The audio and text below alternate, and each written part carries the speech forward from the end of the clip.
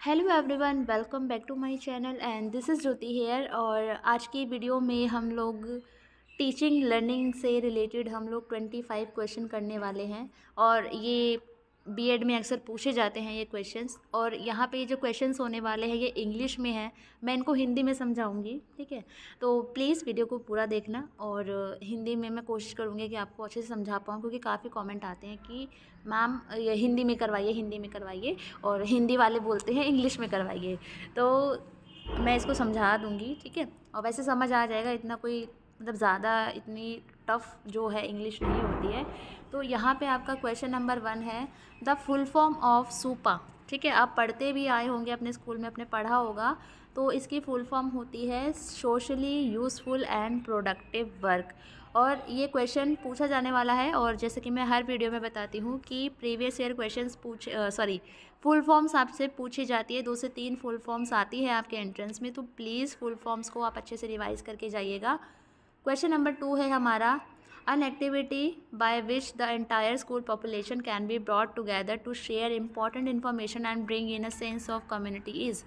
तो ऐसी मतलब कौन सी एक्टिविटी है जहाँ आप अपने स्कूल के सभी बच्चों को लाकर एक साथ एक ऐसा प्लेटफॉर्म दे सकते हो जहाँ वो एक दूसरे से अपनी इन्फॉर्मेशन शेयर कर सकते हैं।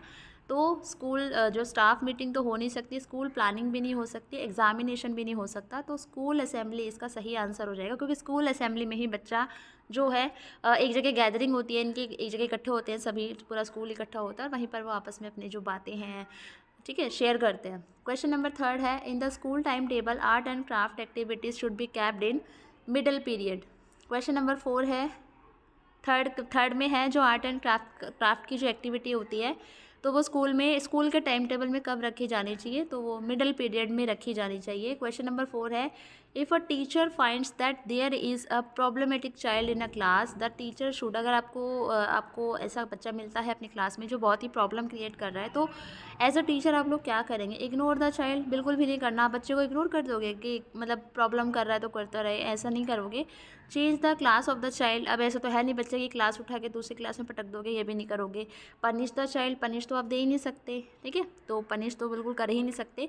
तो get the counselling of the child done, तो आप बच्चे की काउंसलिंग करेंगे कि क्या प्रॉब्लम है, वो क्यों इतनी प्रॉब्लम क्रिएट कर रहा है, ठीक है। आगे है हमारा रूब्रिक्स इज़, तो रूब्रिक्स क्या है, तो अब ये है हमारा scoring guide to evaluate quality of student.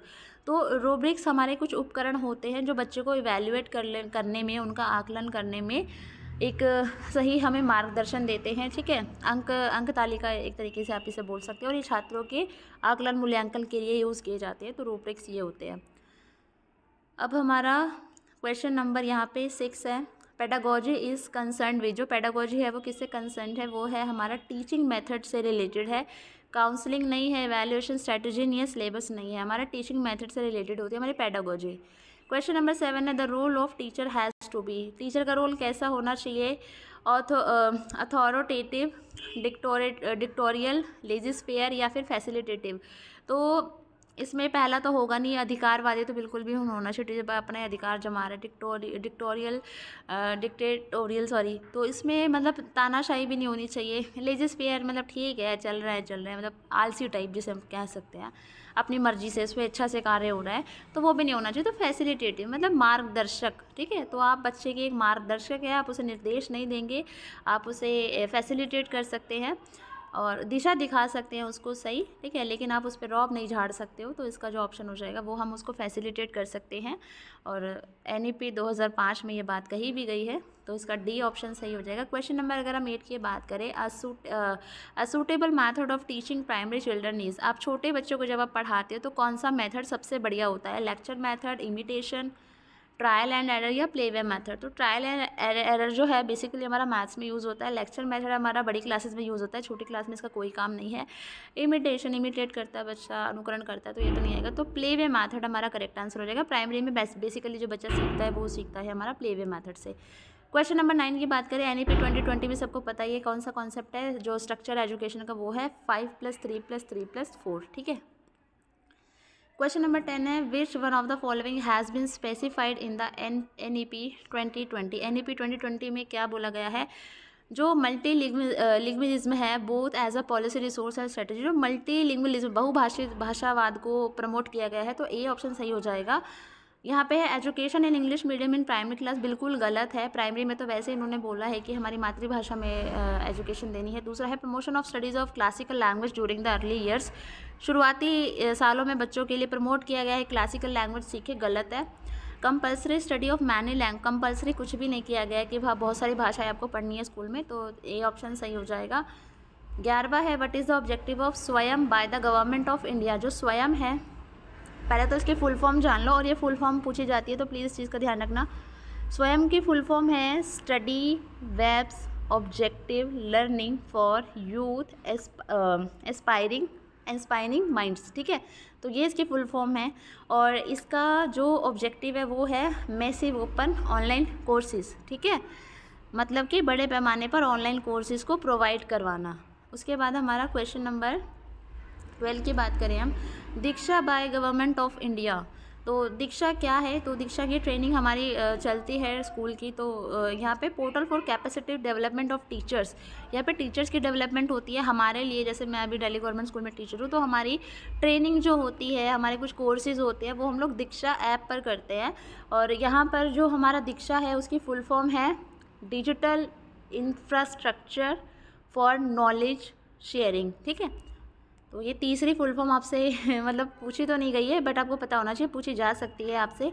Question number 13 है विच of the following is not a factor of motivation. तो मोटिवेशन का फैक्टर प्रेज है, रिवॉर्ड है, इंसेंटिव्स है, लेकिन प्रैक्टिस नहीं है। क्वेश्चन नंबर 14 है विच of the following institution prepares the school curriculum. तो स्कूल का करिकुलम कौन बनाता है, एनसीईआरटी बनाता है। एनसीईआरटी की फुल फॉर्म है national council of education and research and training. CBSE की फुल फॉर्म यहाँ पर अगर हम बात करें तो central board of secondary education, और यूजीसी की university grant commission. Question number 15 है you want to ensure participation of more students in class, which of the following methods of teaching would you adopt. आप चाहते हैं कि आपकी class के ज़्यादा से ज़्यादा बच्चे किसी एक्टिविटी में पार्टिसिपेट करें, तो आप कौन सा मेथड यूज़ करेंगे, demonstration, recitation, discussion, role play. तो रोल प्ले इसका सही आंसर हो जाएगा। क्वेश्चन नंबर 16 है you want to develop cooperation and team spirit in students, which activity would you purpose. जब भी आप बच्चे के अंदर कोई टीम स्पिरिट या कोऑपरेशन डेवलप करना चाहते हैं, तो आपके लिए सबसे बेस्ट ऑप्शन प्रोजेक्ट वर्क का होता है, तो आप इसको रट भी सकते हैं। इसका सही आंसर प्रोजेक्ट वर्क ही आएगा। क्वेश्चन नंबर 17 है विच of the following is true about the ways of learning for students. कौन सा इनमें से सही बताना है आपको कि बच्चे के जो वेज ऑफ लर्निंग है, सीखने के तरीके हैं, उसके बारे में सच है, सही है। Speed of learning in the same for all student, बिल्कुल गलत है। हर बच्चा एक गति से नहीं सीखता है, कोई जल्दी सीखता है, कोई धीरे सीखता है, ठीक है, तो ये गलत हो गया। Each student has a unique learning style, बिल्कुल बी वाला हमारा सही है कि हर बच्चे की अपनी लर्निंग स्टाइल होती है, वो अपना तरीके से सीखता है। थर्ड है children follow the way other student learn, नहीं, बिल्कुल बच्चा दूसरों को फॉलो नहीं करता, वो अपने उससे ही सीखता है। All children immediately follow teachers instruction, क्या सारे बच्चे एकदम ही मैम की बातों को फॉलो कर लेते हैं, तो ये भी गलत है। तो बी ऑप्शन सही हो जाएगा आपका यहाँ पे। ये हमारा क्वेश्चन नंबर 17 था। अब हम क्वेश्चन नंबर 18 की बात करते हैं, जो कि आधा छुपा हुआ है। तो ये है what is the best way for a teacher to resolve the problem in a class. तो टीचर के लिए बेस्ट वे क्या है क्लास में प्रॉब्लम को सॉल्व करने के लिए। Ask for others teachers opinion, मतलब वो किसी और टीचर की विचारधारा जाने, ओपिनियन जाने कि वो क्या सोचती है। दूसरा है depends on one's own opinion, और मतलब अपने खुद के ओपिनियन पे निर्भर रहे। तीसरा है think suggestions offered by the children and implement the good ones, और बच्चों से सजेशन ले और उनमें से जो अच्छे सजेशंस हैं उनको इम्प्लीमेंट करे। या use the view the principal gives, और या फिर प्रिंसिपल मैम ने जो व्यू दिया है उस पर मतलब अमल करे। तो सी ऑप्शन सही हो जाएगा, ठीक है। बच्चा प्रायोरिटी है तो आप लोगों को पता ही है। 19 है how can you make your students independent. तो अपने बच्चे को एक स्वतंत्र बच्चा, ठीक है, कैसे बना सकते हैं। तो गिव रिस्पॉन्सिबिलिटी टू एवरीवन, हर बच्चे को जिम्मेदारी देनी है। ऐसा नहीं है 4 बच्चे हैं उन्हीं से आप जिम्मेदारी दे रहे हैं या उन्हीं से इंटरेक्ट कर रहे हैं, ठीक है। गिविंग ऑर्डर्स, तो ऑर्डर तो बिल्कुल नहीं देंगे। इग्नोरिंग, बिल्कुल आप इग्नोरिंग देयर पेटी फाइट्स, आप उनकी छोटी मोटी लड़ाई झगड़ों को इग्नोर नहीं करेंगे। Solving their problems for them, आप उनकी प्रॉब्लम भी सुलझाएंगे नहीं, ठीक है। तो ये इसका सही ऑप्शन हो जाएगा। क्वेश्चन नंबर यहाँ पे 20 है, you have a mixed class of boys and girls, which method would you adopt to improve cooperation between them. आपके पास लड़के लड़कियों की मिक्स क्लास है, लड़के भी है लड़कियाँ भी है, आप किस तरीके से उनके बीच में कॉपरेशन बिल्डअप करेंगे। Asking parents to discuss equality, मतलब आप पेरेंट्स को बोलेंगे कि आप इक्वालिटी मतलब पेरेंट्स से पूछेंगे कि आपने इक्वालिटी पे आप डिस्कशन कीजिए बच्चों से, तो ये तो गलत हो जाएगा। Making boys and girls share a bench, आप लड़के और लड़के को बोलोगे कि एक ही बेंच पे बैठो, जो कि ये भी गलत है। थर्ड है setting task which have to do be done together, तो आप ऐसे कुछ कार्य निर्धारित करेंगे जो दोनों लड़का लड़की साथ मिलकर करे, तो सी ऑप्शन करेक्ट हो जाएगा। Talking about equality in lesson, तो देखो भाई कुछ भी ना टॉकिंग करने से या बोलने से कुछ नहीं होने वाला, जब तक वो चीज़ें बिहेवियर में नहीं आएंगी ना तो चीज़ें चेंज नहीं हो सकती हैं, तो डी ऑप्शन गलत हो जाएगा, सी सही है हमारा। Syllabus is a part of curriculum, ठीक है। ओके, क्वेश्चन नंबर 22 है, teachers who employ partnership based teaching strategies are more likely to report that. तो यहाँ पर है जो टीचर मतलब ऐसी धारणा रखती हैं कि जो पार्टनरशिप वाली जो टीचिंग स्ट्रेटजी को फॉलो करती है वो मतलब रिपोर्ट करना पसंद करती हैं। Only some parents can help their children, गलत, ओनली जहाँ आ जाए वहाँ पे गलत वैसे ही लगा देना, ठीक है, ये नेगेटिविटी का साइन है। तो मतलब ऐसी जैसे मैं टीचर हूँ, मैं चाहती हूँ कि एक पार्टनरशिप वाली अगर हम टीचिंग स्ट्रेटजी अपनाते हैं पेरेंट्स के साथ मिलकर, तो उसमें मैं उस चीज़ को फॉलो करती हूँ। तो मैं ये सोचती हूँ कि मतलब बस कुछ ही पेरेंट्स ऐसे बच्चों को हेल्प कर सकते हैं, तो ये गलत हो जाएगा। All parents can help their children, तो बी वाला ऑप्शन सही हो जाएगा। सी वाला और देख लो एक बार, single parents, poor parents and those with less education can not help their children, क्या जो कम पढ़े लिखे हैं या जो गरीब है, जो सिंगल पेरेंट्स है, क्या वो बच्चों की मदद नहीं कर सकते, तो ये भी गलत हो जाएगा।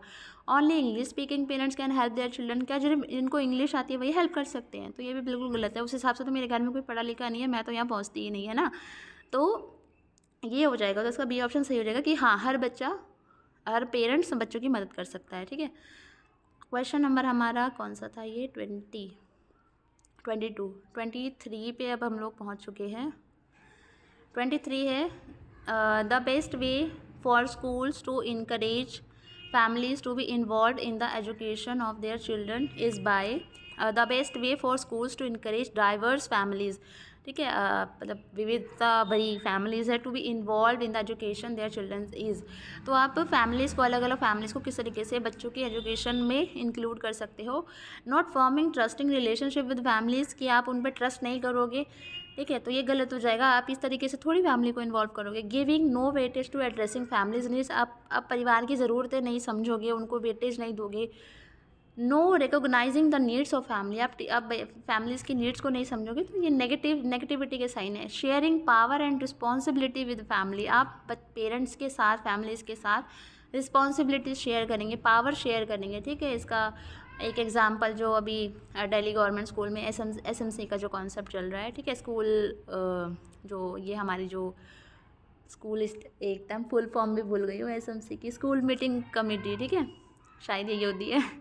ओके, 24 का है यहाँ पे, the most accurate predictor of a students achievement in school, आप मतलब सबसे अच्छा बेहतर अंदाज़ा किस बात से लगा सकते हैं बच्चे की अचीवमेंट के बारे में। फैमिली इनकम बिल्कुल भी नहीं, टू पेरेंट्स फैमिली बिल्कुल भी नहीं। एजुकेशनल लेवल ऑफ पेरेंट्स, की पेरेंट्स कितना पढ़ा लिखा है, इससे पता चलेगा कि बच्चा कितना पढ़ा लिखा है, ये भी गलत हो जाएगा। लास्ट ऑप्शन आपका सही है, the families high expectations encouragement of learning at home and involvement in the child's learning at school and be community, ठीक है, कि बच्चा किस तरीके से सोचता है, उसकी जो मतलब उसकी फैमिली में उसको किस तरीके से कोऑपरेट किया जा रहा है, और बच्चे के जो इन्वॉल्वमेंट है स्कूल की एक्टिविटीज़ में, कम्युनिटी में, वो कितनी है। लास्ट क्वेश्चन आज का है हमारा question number 25, what age range does the NEP 2020 revised circular structure cover the educational purpose, ठीक है। तो यहाँ पर है कि NEP 2020 में revise circular structure cover the education, मतलब कौन सा इसमें जो ग्रुप है एज का जो NEP 2020 में जो ऑब्जेक्टिव्स इन्होंने बनाए हैं बच्चों के लिए उसको फुलफ़िल करता है, कवर अप करता है। तो इसका जो आंसर हो जाएगा वो हो जाएगा 3 से 18 वर्ष। तो आपका बी ऑप्शन सही हो जाएगा। और प्लीज़ मुझे कमेंट करके ज़रूर बताना आपको वीडियो कैसी लगी, और नीचे कमेंट सेक्शन में मैं एक क्वेश्चन आपके लिए छोड़ रही हूँ, उस क्वेश्चन का आप लोग आंसर सब देते जाइएगा। प्लीज़ उसका आंसर ज़रूर देना जितने भी लोग ये वीडियो देख रहे हैं। So thank you so much.